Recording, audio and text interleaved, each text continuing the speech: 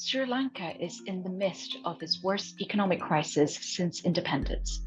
Close to 30% of its population is struggling to eat regularly.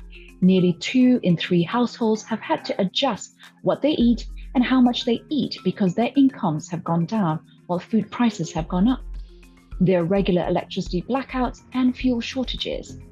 But just 3 years ago, Sri Lanka topped the Lonely Planet's list of countries to travel to.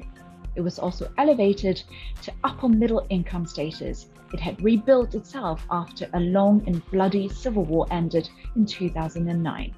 So how did Sri Lanka get to where it is today?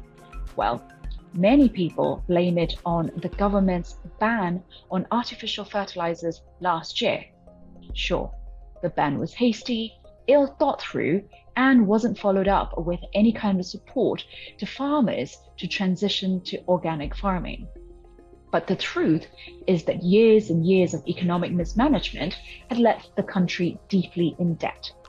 The suicide bombings on Easter Sunday in 2019 and the COVID-19 outbreak in 2020 decimated tourism and remittances, two key income streams for the country. Russia's invasion of Ukraine earlier this year didn't help. So it was actually a cascade of crises that pushed Sri Lanka over the edge, according to economists and environmentalists I spoke to. So blaming the current crisis on the fertilizer ban alone is not only a massive oversimplification, but it also detracts from the real long-term threat facing Sri Lanka's agriculture, and that is climate change. Research have shown that rising temperatures are going to cut rice yields and fish catch. It will also hurt other key crops like coconut and tea, and will also affect the health and productivity of Sri Lanka's farm workers.